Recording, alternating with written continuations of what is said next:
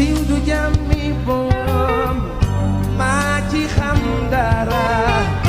lépp lu yëngu yow la ñoo. maa ngi nuyu ku ci nekk sa tur ak sa sant ku ci nekk fa nga toog fekk naa la fa ne la jàbb loxo maa ngi massawu sénégalais yi ci li nga xamante ni mooy mbas mi di Covid-19 dugg fi lëmbe réew mi di rey suñu yaay yi di rey suñu papa yi di rey suñu maam yi léegi bàyyeetul sax suñu ndaw ñi mu nekk tiis nekk métit nekk lu diis loo xamante ni yàlla wàcce na ko suñu kaw di ñaan yàlla mi ñu ko wàcceel mu teggilaat ñu ko ci jàmm ak salaam damay profiter aussi ci occasion bi di jaale képp ki nga xamante ni ñàkk nga ci sa bakkan ak képp koo xamante ni ñàkk nga ci sa mbokk ñëpp ñi ci faatu yàlla yërëm leen xare leen ca aljana ya gën a kawe. damay jéggalu aussi la presse sénégalaise parce que j'avais annoncé une conférence de presse mais vu le contexte sanitaire je peux pas vraiment dajale lu tolloog plus de 100 ou 200 journalistes dans une salle pour war a man tamit mën a nekk kii participer ci liy propager ce virus bi nga xamante ni ñëpp dañ ne nañ leen mànkoo booloo pour jëlee ko fi di profiter aussi di remercier la presse crédible la presse sénégalaise crédible les journalistes yi nga xamante ni ils m'ont appelé depuis hier ils n'ont pas arrêté de m'appeler pour vraiment soutenir pour vraiment encourager et pour vraiment même donner des conseils maa ngi leen di jaajëfal xam ngeen seen bopp yéen ñëpp vous avez été très nombreux alhamdulillahi rabbil alamin damay sant yàlla bu baax a baax a baax ndax je ne suis ni surpris je ne suis aussi ni étonné je ne suis aussi ni vraiment surpris je suis dans l'espace public nekk un activiste confirmé nekk quelqu'un qui défend le droit humain nekk quelqu'un qui se bat pour des causes nobles nekk koo xamante ni ça fait 25 ans je lutte contre l'injustice nekk koo xamante ni lépp loo xamante ni wala ñëpp ñi nga xamante ni dañuy bëgg a faagaagal wala naxasal réew mi niñ bëgg mu doxee ma taxaw ne di la barrer la route kon je m'attendais à ce jour j'attendais à recevoir des coups c'est pas la première fois comme ils ont l'habitude de le faire alors dama ne woon duma def une vidéo mais il le faut damay commencer d'abord ci wax leen kan mooy Thier ki nga xamante ni moom moo ma filmé en mon insu dans sa voiture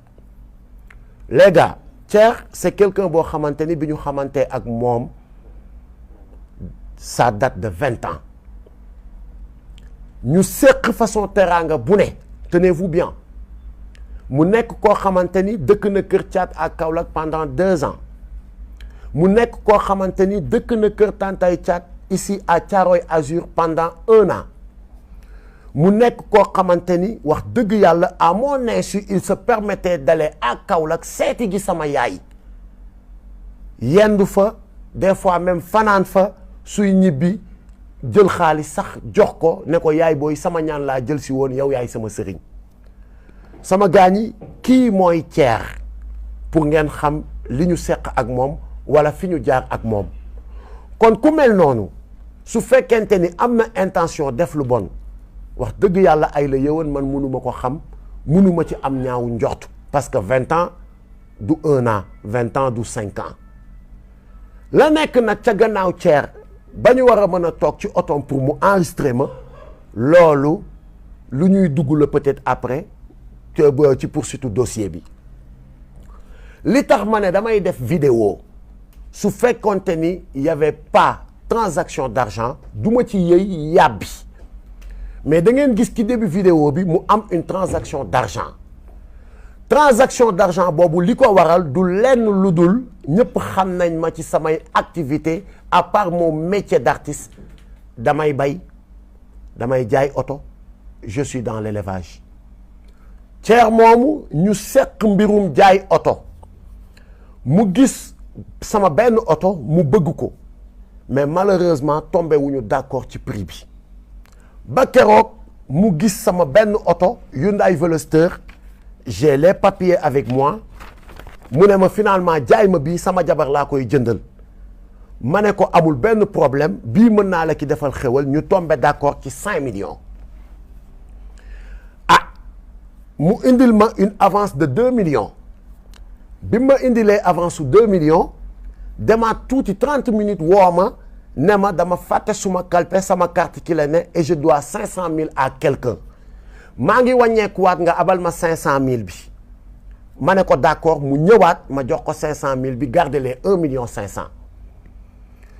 film boobu ngeen di gis ci début bi ma toogee ci oto bi ñu waxtaan plané entre copains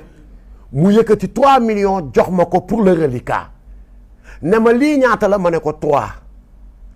li nekk fële ñaata la ma ne ko 1,5 mu ne ma muy ñaata ma ne ko 4,5 mu des ñaata ma ne ko 500 000 donc vidéo bi leeral na boppam kon gis ngeen ko waaye juste que ni comme dafa indi woon jiixi jaaxa ci transaction xaalis bi il fallait vraiment dire à vous les Sénégalais que ni transaction d'argent bi lii mooy li ko wundu lii mooy li ko waral pas autre chose waaye ce site pourri bi nga xamante ni moom moo dugal vidéo bi am lum ca dagg automatiquement dugal affaire bi ci waxtaanum visa bi nga xamante ni man ak sama xarit boobu seq nañ ko mu may demander une aide pour évacuer son enfant bu war a faju ji en France ay waay man de je pense que ni jàmbur sax dégg ngeen ni kilifa taxawu na ko assisté na ko ba keroog yàlla di ko defal jàmbaam ci ay besoins qui n'a pas un ami boo xamante ni ñëw na solliciter la nga aidé ko automatiquement sur la vidéo la même vidéo gis ngeen ma jël suma téléphone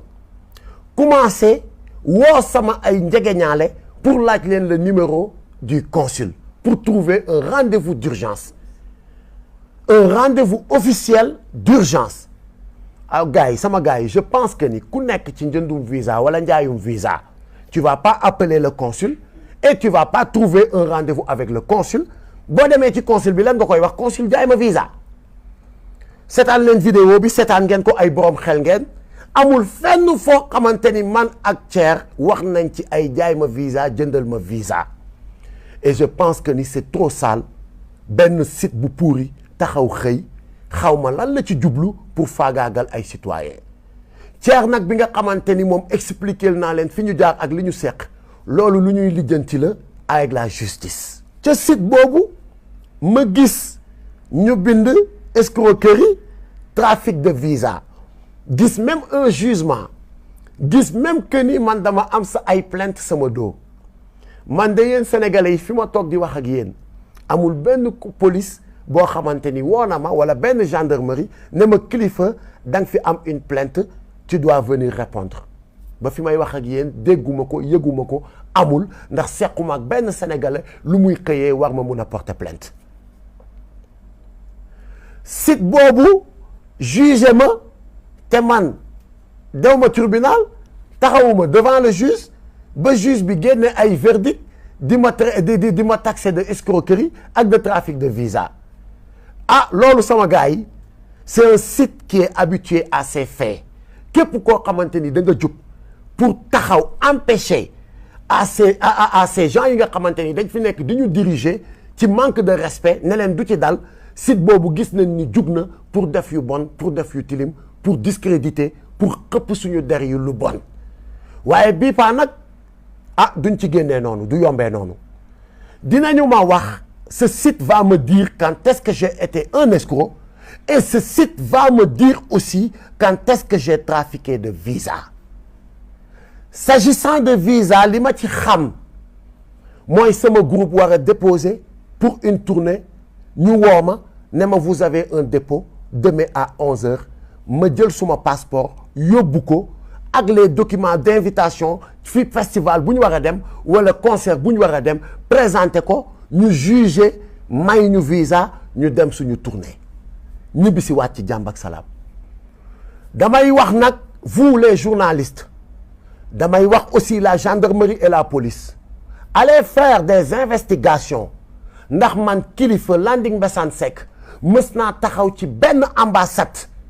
ànd fa ak doomu aadama budul caat mi ma seqal liggéey wala gajaga wala zmasta suñu DJ wala suñu musiciens yi ñuy àndal taxaw naan damay demander visa wala damay ñaan visa. dem leen ngeen defi cette investigation parce que c'est très important. Il s'agit d'une accusation grave et les Sénégalais aussi ont besoin de savoir et de comprendre ñan ñoo nekk ci dëkk bi nekk ñoo xamante ni seen intention du lenn lu dul saltel ak tilimal deru des honnêtes citoyens. may ñaan aussi notre justice mu autosaisir sur cette affaire parce que warul yem rek tamit ci benn site xëy na bind woy après tilimal der dugg na fi génn fi ñu bàyyi noonu mu jàll mu autosaisiru. Je suis disponible, je ne bougerai pas de ce pays maa ngi fi tukki wu ma dew ma fenn et j'attends une convocation venant de la justice su fekkente ni lii ñu may tudd dama ci laale wala dafa am faites votre travail et pour le moment ñi nga xamante ni nag ñooy mes camarades de combat pour ne pas les gêner je mets en suspens mes activités dans le mouvement Y'en a marre pour mettre leen à l'aise pour wan leen ni que ni cette affaire n'a rien à voir avec ay Y'en a marre avec ay affaire de je sais pas quoi nu ma ko mën a expliquer.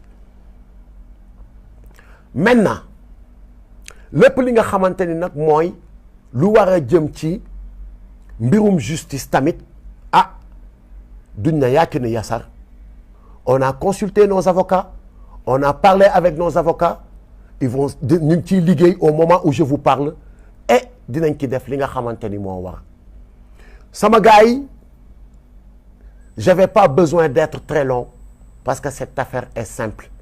ñi ma woo ñëpp li ma leen di wax mooy j'ai pas besoin de passer dans un autre chemin pour expliquer li nga xamante ni moo xew j'ai juste besoin de dire les choses telles qu'elles sont et mooy li nga xamante ni mooy li ma fi wax sama gars ñi l'heure est grave nañu bàyyiwaat suñu xel bu baax a baax ci li nga xamante ni mooy xew Sénégal ñu ngi jëm ci 2024 ñu ngi jëm aussi ci ay élections locales je pense que ni le débat le plus intéressant ou le sujet le plus intéressant c'est de communiquer essayer d'inciter les jeunes pour que ñu dem inscrire sur les listes électorales pour préparer une bonne relève pour des élections aussi transparentes li nga xamante ni tey jii mooy le sujet ñu ngi jëm ci 2024 dañ fiy aaye troisième mandat su fekkente ni nag looloo tax je n'accuse nag personne mais bu fekkente ni looloo tax ngeen bëgg a divertir les Sénégalais man kilifa gisuma luy tee ba duma taxaw farouchement combattre li nga xamante ni mooy un troisième mandat venant de quiconque ndax lu ñu mayul sunu maam Abdoulaye Wade duñu ko may keneen ku mu mën a doon fii ci réew mi su fekkente ni da ngeen bëgg a divertir les Sénégalais pour ñu bañ a wax ci sàccum suuf gi spoliation foncière bu metti bi ngeen nekkee c'est peine perdue dinaa ci wax ba suba ci ginnaaw ngoon su fekkente ni aussi da ngeen a bëgg a bâillonner ou tilimal ou yàq deru ñi nga xamante ni dañu taxawal pour leeralal Sénégalais yi seen yu bon yi ngeen nekk di def c'est peine perdue je suis prêt comme toujours vous pouvez tuer Kilifeu et je suis prêt pour y laisser mon nez mais vous aurez en face de vous plus de 5 millions de Kilifeu là cette jeunesse est éveillée maintenant cette jeunesse ne va pas être manipulée cette jeunesse ne va pas être bâillonnée cette jeunesse nous allons vous barrer la route donc bu fekkente ni Kilifeu mooy seen cible pour bu ngeen ko éliminer vous allez bâillonner la jeunesse vous vous trompez donc maa ngi ñaan yàlla def jàmm ci réew mi def ko ci àdduna bi jëlee fi mbas mi musal ñu muccal ñu di jéggaluwaat sénégalais yi di remercier waat ñëpp ñi nga xamante ni de près ou de loin ils m'ont soutenu sur cette épreuve di encore remercier waat ñi nga xamante ni j'ai reçu votre message ci sama messenger ci sama Facebook ci sama Instagram ci sama jumtukaay yi may waxee yëpp maa ngi leen di remercier et merci encore pour votre soutien. Kilifeu est là et il ne va jamais trahir le combat. Je vous fais confiance, faites-moi confiance. Jangeen jëf, je vous remercie. siiw du jàmmi boom maa ci xam dara lépp lu yëngu